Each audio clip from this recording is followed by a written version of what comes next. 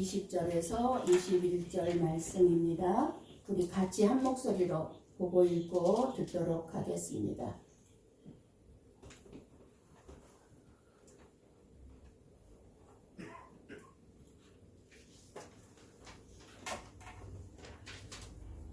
같이 봅니다. 사랑하는 자들아, 너희는 너희의 지극히 거룩한 믿음 위에 자신을 세우며 성령으로 기도하며 하나님의 사랑 안에서 자신을 지키며 영생에 이르도록 우리 주 예수 그리스도의 긍휼을 기다리라. 아멘. 아멘.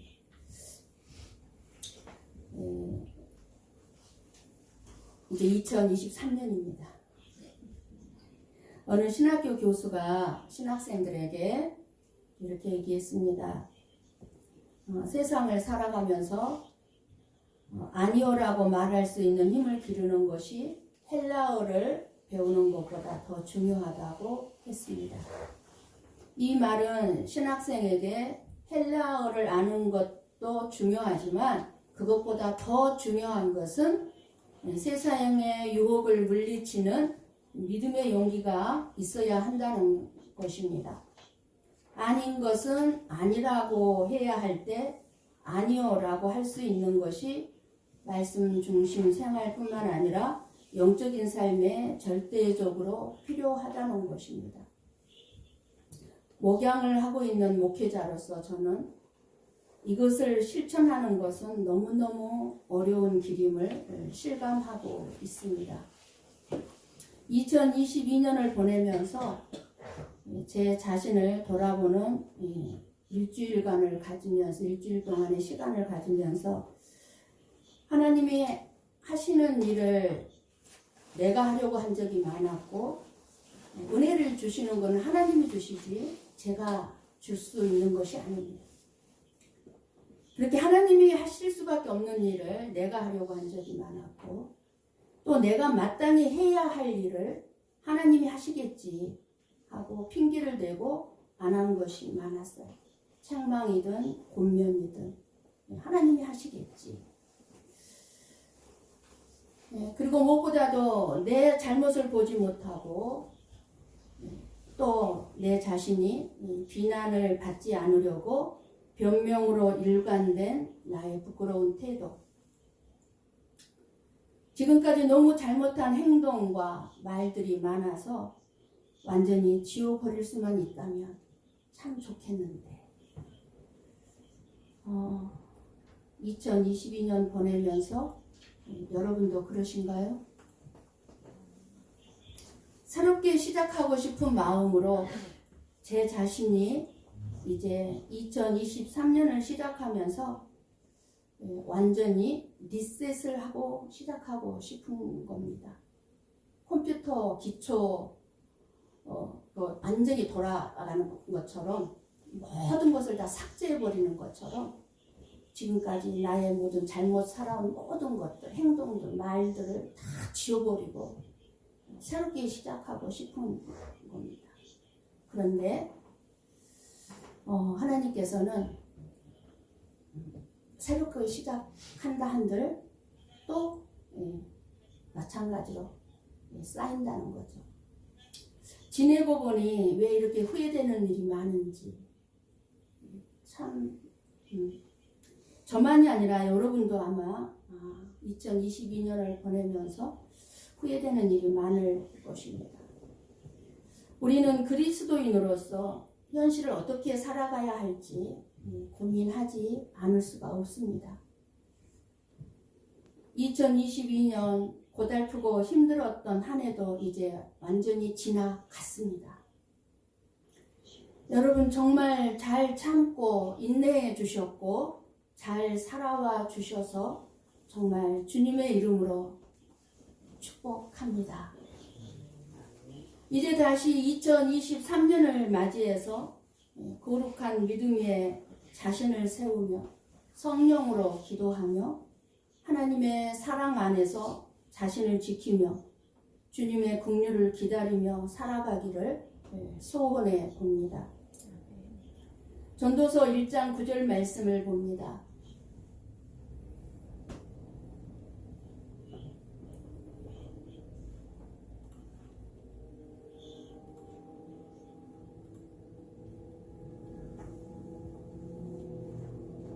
함께 봅니다.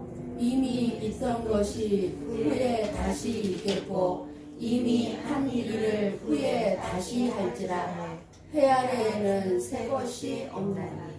내가 아무리 리셋을 해버리고 싶다 할지라도 기초화 시키고 싶다 할지라도 다시 하게 된다는 거죠. 잘못을. 새 것이 없다는 말씀은 새 것의 의미는 눈에 보이는 것에 있지 않음을 의미하는 말씀입니다. 사실 2023년은 결코 새 것이 아니라 2022년과 똑같은 해입니다. 어제와 똑같은 태양이 뜰 것이고 달도 뜨고 하루의 시간도 같고 저도 어제의 저의 모습입니다. 해 아래에서는 아무것도 새로워진 것이 없습니다. 그렇다면 무엇을 새롭게 해야 합니까? 에베소서 4장 23절 24절 말씀을 봅니다.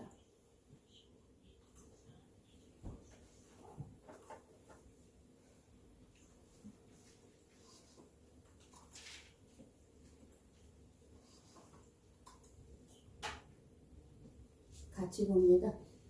오직 너희 심령이 새롭게 되어 하나님을 따라 의와 진리의 거룩함으로 지으심을 받은 새 사람을 이루라. 아멘. 참된 새 것의 의미는 눈에 보이는 것에 있지 않고 보이지 않는 내 마음을 변화시킴으로 참으로 그때야 새 것이 시작된다는 말씀입니다. 보이는 외모가 아니라 보이지 않는 마음. 2023년을 맞는 저와 여러분에게 주시는 말씀을 붙잡고 새롭게 살아가는 한 해가 되기를 축복합니다. 그럼 우리가 어떻게 새해에 주시는 하나님의 사랑 안에서 자신을 지킬 수 있는가입니다. 2022년을 보내면서 이토록 후회스러운 잘못된 행동, 잘못된 말들 다시 안 할 수 있냐고 말이에요. 2022년 시작할 때에 우리 교회에 주시는 말씀은 요한복음 17장 3절이었습니다. 안 만들었어요? 네. 일본어가 안 떠서 같이 봅니다. 영생은 곧 유일하신 참 하나님과 그가 보내신 자 예수 그리스도를 아는 것입니다. 우리 말씀을 주셨는데 이 말씀과 같이 영원한 생명을 얻은 자들로 예수 그리스도를 아는 일에 2022년 1년 동안 그 말씀만을 중점적으로 선포가 되었습니다. 우리가 예수 그리스도를 알고 있다고 하지만 알고 있는 게 아니기 때문에 아는 일에 말씀을 중심적으로 선포를 했습니다.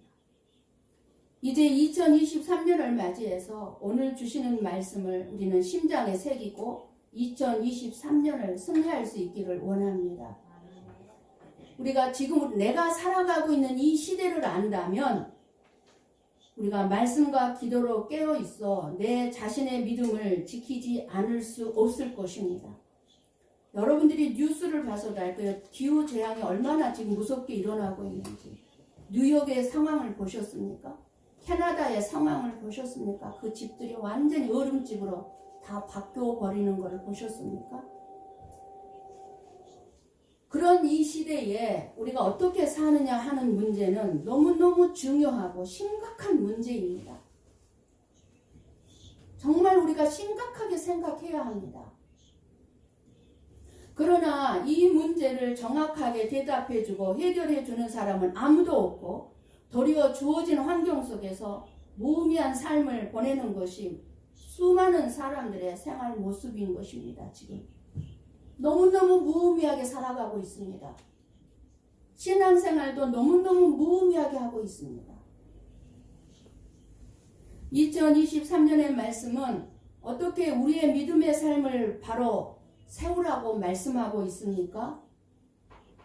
거룩한 믿음 위에 세우랍니다. 거룩한 믿음 위에 세우며 성령으로 기도하며 하나님의 사랑 안에서 자신을 지키며 영생에 이르도록 긍휼을 기다리라고 말씀을 주셨습니다.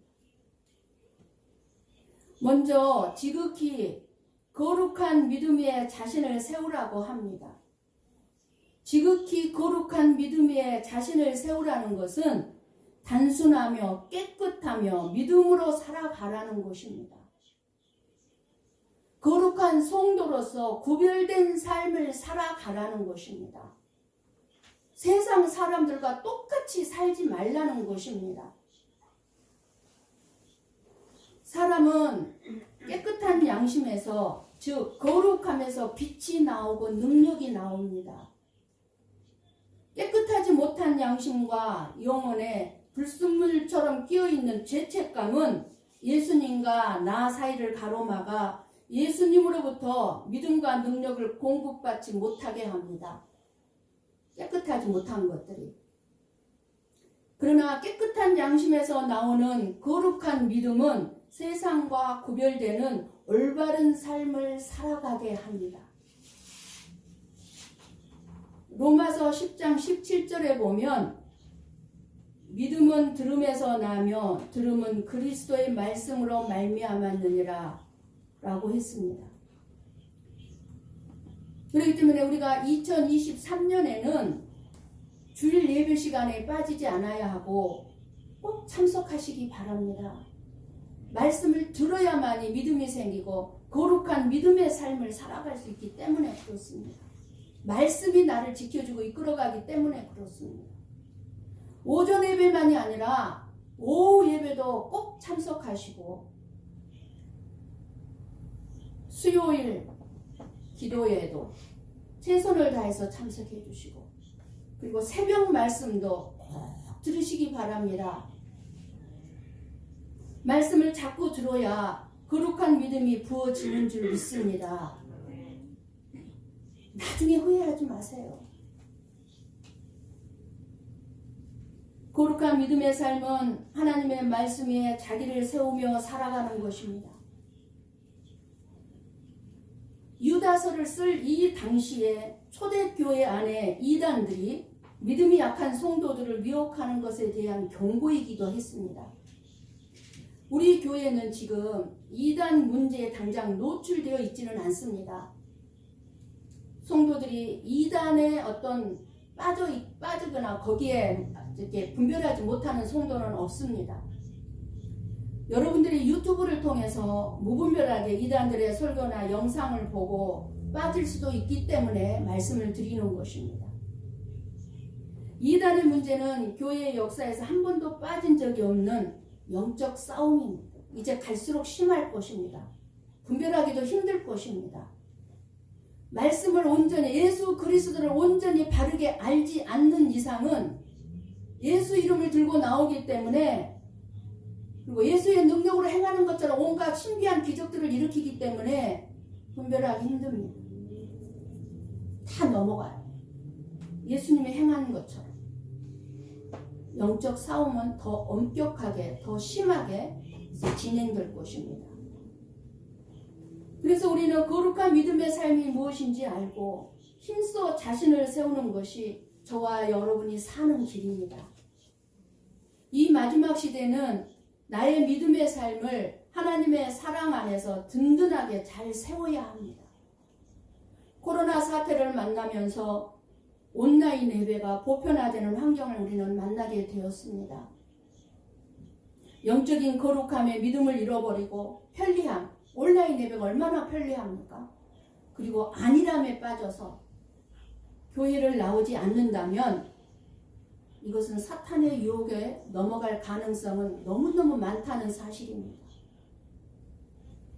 거룩한 믿음의 삶을 소홀하게 생각하면 우리는 하나님의 자녀의 정체성을 잃어버리고 방황하며 살다가 멸망의 자리에 떨어지게 될 것입니다. 20절에 뭐라고 얘기했습니까? 너희의 지극히 거룩한 믿음이라고 했습니다. 우리가 가진 믿음이요, 거룩한 믿음이라는 것입니다. 너희의 지극히 거룩한 믿음, 너희의.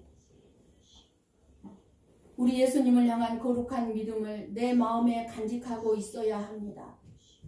이 믿음의 기초 위에 내 자신의 삶을 든든히 세워갈 수 있기를 바랍니다. 그리고 성령으로 기도하라고 했습니다. 성령으로 기도하라는 것은 여러분도 잘 알고 계실 것입니다. 거룩한 믿음을 가지고 성령의 도우심으로 기도하라는 것입니다. 우리는 기도할 때 중언부언, 즉 의미 없는 말을 계속 반복하는 뚱구름 잡는 것 같은 그런 기도를 할 것이 아니라 믿음을 가지고 성령으로 살아있는 기도를 해야 합니다. 불신자나 이단들은요, 성령이 없습니다. 받을 수도 없습니다. 임하지도 않습니다. 저와 여러분은 성령 안에서 사는 사람들이에요. 성령을 받은 자들이에요.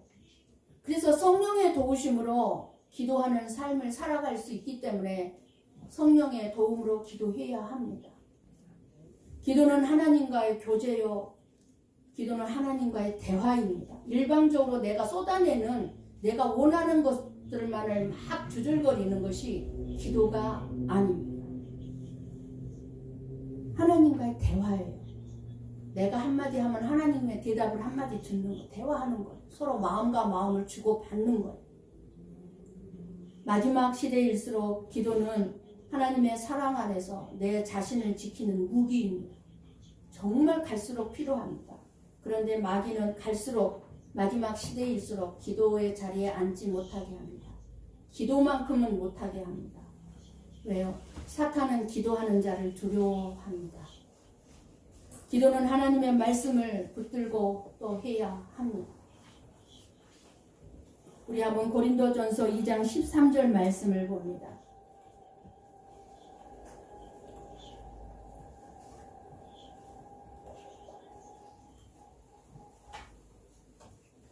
같이 봅니다. 우리가 이것을 말하거니와 사람의 지혜가 가르친 말로 아니하고 오직 성령께서 가르치신 것으로 하니 영적인 일은 영적인 것으로 분별하느니라. 아멘. 이 말씀은 하나님의 마음을 헤아리고 그 하나님의 마음에 합당한 기도는 오직 성령으로 기도할 때 가능하다는 말입니다. 성령으로 기도할 때만. 우리는 육신의 정욕이나 지식으로 기도하는 것이 아니라 거룩한 믿음을 따라 성령으로 기도해야 하는 줄로 믿습니다. 그래서 영적인 일은 영적으로 분별할 수 있는 것입니다. 저는 여러분이 가정에서나 또는 직장에서 기도의 삶을 살고 있는 줄로 믿습니다. 내 마음에 기도하려는 마음이 드는 것은 성령께서 기도를 시키는 것입니다. 내 뜻대로 내 생각대로 기도하기보다는 성령님께서 이끄시는 대로 기도하면 기도가 쉽고 여러분의 마음도 편안해집니다. 성령의 도우심으로 기도하며 살아가게 되면 하나님의 사랑 안에서 자신을 지키며 삶을 살아갈 수가 있게 되는 것입니다.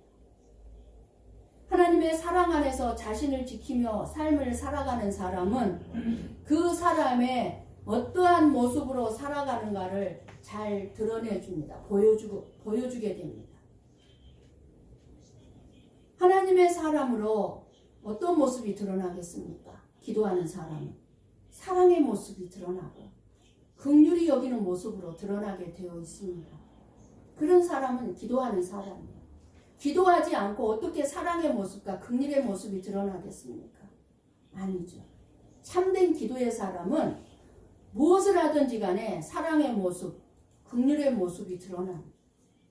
그러나 이러한 모습은 하나님으로부터 사랑을 받고 있는 감격이 있을 때만 가능합니다. 하나님의 내가 사랑을 받고 있다는 감격, 그 감격이 있을 때 이웃을 사랑할 수 있도록 되는 것이고 또 이 사랑의 힘은 다른 사람을 살리며 자기 자신을 살리는 힘이 되기도 합니다. 사람을 살리는 힘이 돈이 아니에요. 돈이 사람 살리는 거 아닙니다. 능력도 아닙니다. 명예도 권세도 아닙니다. 사람을 살리는 힘은 사랑에 있다는 말씀입니다. 사랑. 사랑하는 마음이 없으면 그 무엇을 한다 할지라도 헛되고 헛되다고 그랬어요. 꽹과리 치는 진과 같다고 그랬어요. 울리는 진과 같다고 그랬어요. 우리는 하나님의 사랑을 알게 되고 그 하나님을 사랑하게 될 때에 두려움을 떨쳐버리게 되는 것입니다. 그래서 세 번째로 하나님의 사랑 안에서 자신을 지키라고 했습니다. 하나님의 사랑 안에 머물러 있으라는 것입니다. 우리가 어떻게 우리 자신을 지키겠습니까? 하나님의 사랑이 어떠한 사랑인지, 나를 향한 사랑, 그 사랑 안에 머물러 있으라는 것입니다. 오늘 주시는 말씀이 자기를 지키라는 말은 이 유다서의 역사적인 배경으로 볼 때 믿음으로 시작했던 이 초대교회 성도들이 이단에 넘어지고 세상의 유혹에 넘어지면서 그 당시에 핍박을 견디지 못해서 크리스찬들에 대한 핍박을 견디지 못해서 믿음을 포기하는 그리고 세상으로 나가는 사람들이 많이 있었음을 의미하는 말씀입니다. 그러니까 신앙생활 하기가 힘드니까 전부 다 이단에 빠지고 떠난 거예요. 믿음에서. 그러니까 하나님께서 유다서를 통해서 우리에게 주시는 말씀이 뭐냐면 하나님의 사랑 안에 머물러 있으라는 거예요. 자신을 지키고 있으라는 거예요. 저와 여러분이 하나님의 사랑 안에 머물러 있기를 소원합니다. 왜냐하면 그것이 가장 안전하고 또 복된 삶이기 때문입니다. 부모님의 사랑 안에 사는 자녀는요 행복해요. 그리고 어디를 가나 자신감이 있습니다. 학교에 가도 학교에서 왕따를 당해도 자신감이 있어요. 직장에를 가도 어디를 가도 부모님의 사랑 안에 사는 자녀는 행복하고 자신감이 있습니다. 남편도 마찬가지예요. 아내의 사랑 안에 있는 남편은 어디를 가나 자신감이 있습니다. 자존감이 있습니다. 남편의 사랑 안에 있는 아내는 언제나 행복하죠. 얼굴이 밝죠. 친구나 애인의 사랑 안에 있는 사람은 행복한 사람입니다. 그런데 하나님의 사랑 안에 머물러 사는 성도는요. 정말 행복한 사람인 줄 믿습니다. 하나님의 사랑 안에서 자신을 지켜야 할 것이 무엇이 있겠습니까? 하나님의 사랑 안에서 지켜야 할 것이 너무너무 많이 있죠. 여러 가지가 있지만 무엇보다도 오늘 우리가 알아야 되고 중요한 것은 우리는 우리의 마음을 지켜야 합니다. 모든 죄악은 마음에서부터 시작됩니다. 쇼핑하고자 하는 마음을 지키지 못하면 쇼핑 중독자가 됩니다. 그래서 패망하고 말아요. 가정 경제가 무너지고 맙니다. 거짓된 마음을 지키지 못하면 거짓말쟁이가 되고 속이는 마음을 지키지 못하면 사기꾼이나 가증한 자, 위선자가 되어버리고 욕심을 이기지 못하면 도적이 되고 정욕을 이기지 못하면 간음하게 되고 교만한 마음을 지키지 못하면 어떻게 되겠습니까? 하나님으로부터 버림을 당하게 돼요. 말 것이요. 우리의 마음은요 만물보다 거짓된 마음입니다. 이런 마음을 바로 지키지 못하면 우리는 모두 악을 범하는 죄인이 됩니다. 우리 한번 잠언 4장 23절 말씀을 봅니다.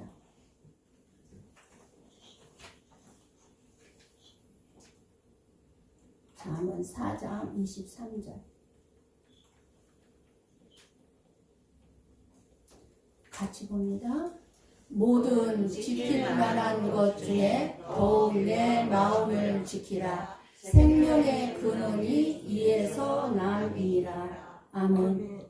우리가 만일 우리의 마음을 지키지 못하면 생명을 잃어버린다는 것입니다.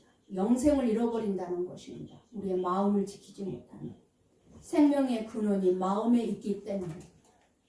그러면 어떻게 마음을 지킬 수 있겠습니까? 우리는 우리의 마음을 지킬 수 없습니다. 그렇기 때문에 우리의 마음에 하나님의 사랑을 채워야 하는 것입니다. 하나님의 사랑 안에 머물러 있어야 하는 것입니다. 도덕이나 훈련이나 어떤 좋은 책을 많이 읽는다고 해서 그 어떤 것으로도 우리의 마음을 지킬 수가 없습니다. 우리 자신이 거짓되기 때문에 그렇습니다. 그러므로 우리 마음을 하나님의 말씀으로 채울 때 그 하나님의 말씀이 우리의 마음을 정화시키고 그 하나님의 말씀이 우리의 마음을 지킬 수가 있다는 것입니다. 사람들은 가치 없는 물질, 가치 없는 재물은 잘 지키려고 하면서 천하보다 귀한 영혼과 내 마음은 지키려고 하지 않습니다. 마음을 지키지 못하는 자, 영혼을 지키지 못하는 자는 어리석은 삶을 살아갈 수밖에 없습니다. 끊임없이 후회하는 삶을 살아갈 수밖에 없습니다. 제가 2022년을 돌아보면서 끝없이 후회했던 것처럼 예수님의 사랑이 있으면 저와 여러분의 삶을 지킬 수 있습니다. 부모의 사랑을 체험하고 부모님의 올바른 사랑을 받은 사람은요, 자녀들은 탈선하지 않습니다. 예수님의 사랑도 그 사랑을 체험하고 그 사랑을 아는 사람은 세상으로 떨어지지 않습니다. 믿음에서 떨어져 나가지 않습니다. 이 세상에서 가장 귀한 것이 그래서 하나님의 사랑입니다. 하나님의 사랑 안에서 자신을 지키라고 했습니다. 왜요? 우리의 마음은 더럽고 추해서 지킬 수가 없어요. 오직 어디서만? 하나님의 사랑 안에서만 지킬 수 있는데 그 하나님의 사랑이 어떠한 사랑인데 그 어떠한 사랑이 나를 향한 사랑인가를 알 때 그 사랑이 나를 지킬 수 있다는 것입니다. 그런데 많은 성도들이 어떤 생각을 합니까? 하나님이 나를 사랑하지 않는다고 생각하니까 세상에 빠지고 두려움에 빠지고 유혹에 빠지고 절망에 빠지는 것입니다. 나 자신을 지키는 일은 예수님의 사랑을 확인하는 길입니다. 예수님의 사랑을 가지고 있는 사람이 세상에서 함부로 또 내 마음대로 살지 않습니다.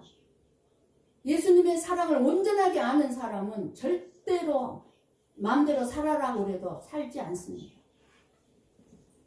헌신하지 말라고 해도 합니다. 봉사하지 말라고 해도 합니다. 하나님의 사랑을 온전하게 아는 사람. 자기를 잘 지키는 일은 너무너무 힘든 일입니다. 이단으로부터 지키고 세상으로부터 지키고 탐욕으로부터 내 자신을 지켜야 합니다. 주님의 사랑이 큰 것을 알고 그 사랑을 간직하면 모든 것을 이길 수 있는 삶을 살아갈 수가 있다는 것입니다. 오늘 우리 시대는 주님의 사랑을 빼앗아가는 것들이 너무너무 많이 있습니다.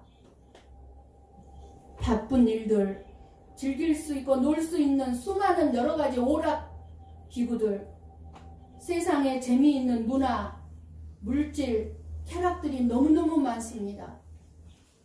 이 모든 것들로부터 자신을 지키고 주님의 사랑 안에서 살아가기를 축복합니다. 아멘. 이제 네 번째로 영생에 이르도록 예수 그리스도의 긍휼을 기다리라고 2023년도에 말씀을 주셨습니다. 우리를 향하신 예수 그리스도의 긍휼, 예수 그리스도의 불쌍히 여김을 기다리며 사는 자는 복이 있는 사람인 줄 믿습니다. 왜냐하면 그러한 사람은 예수님의 위로를 받을 것이기 때문입니다.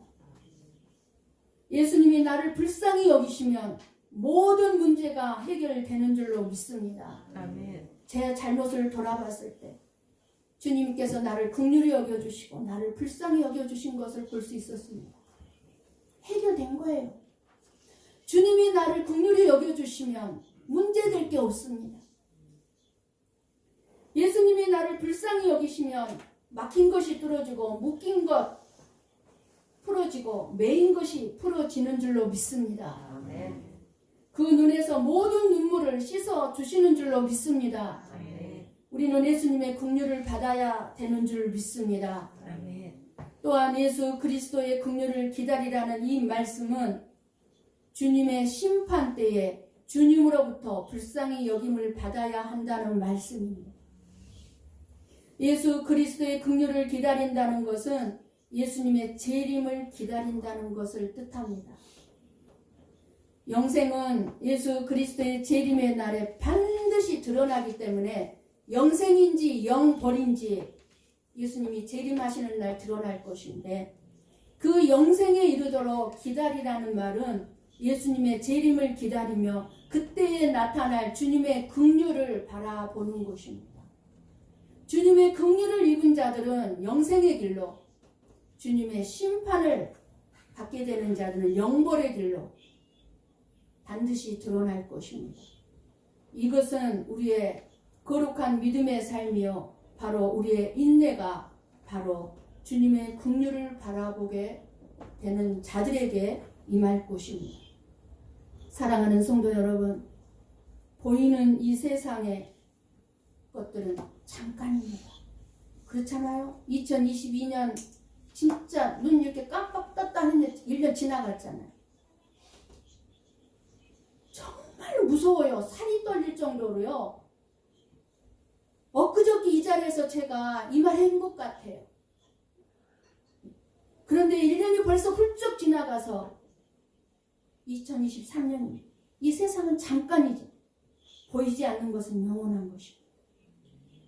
기다리는 것은, 우리가 기다려야 하는 것은 바로 예수님의 재림이요, 그 재림과 함께 이루어질 영원한 천국입니다. 우리가 보고 있는 이 세상의 부귀영화, 권세, 명예, 모든 이 세상의 물질들, 그 어느 것이라도 그것은 다 잠깐일 뿐입니다. 잠깐. 부귀영화, 권력, 사치가 다 잠깐입니다. 잠깐. 아무것도 아닙니다. 아무것도 아닙니다. 그것 때문에 가슴치며 통곡하고 괴로워할 필요가 없습니다. 그러므로 하나님은 위의 것을 찾고 위의 것을 사모하라고 하였습니다. 위의 것을 사모하는 자는 언제나 현실에서나 이 현실 살아갈 때에 참고 견디고 기다림 속에서 살아갈 수 있는 것입니다. 참된 소망은 예수님의 긍휼이 여기시는 것입니다.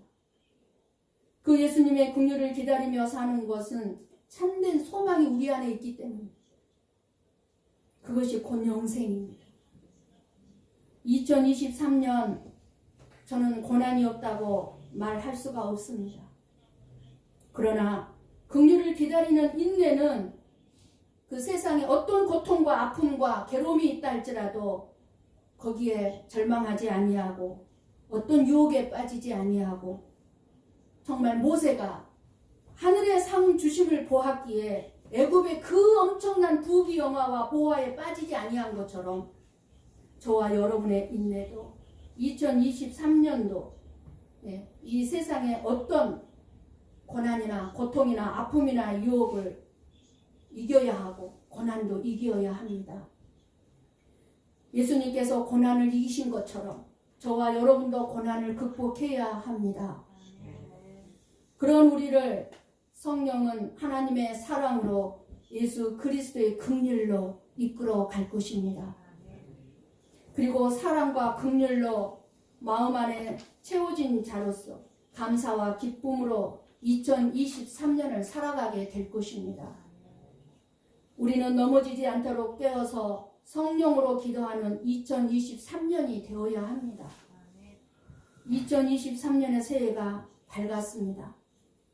2023년도에는 저와 여러분에게 하나님의 긍휼하심, 여러분의 가정과 자녀와 건강과 사업과 직장 후에 크게 임하기를 축복합니다. 아멘. 오늘 말씀을 기억하며 2023년 새롭게 마음을 깨끗하게 단장하고 거룩한 믿음 위에 내 자신을 세우며 성령으로 기도하며 하나님의 사랑 안에서 자신을 지키며 영생에 이르게 하시는 예수 그리스도의 긍휼을 기다리는 자들이 되시기를 주님의 이름으로 간절히 축원합니다. 아멘. 아멘. 기도하겠습니다.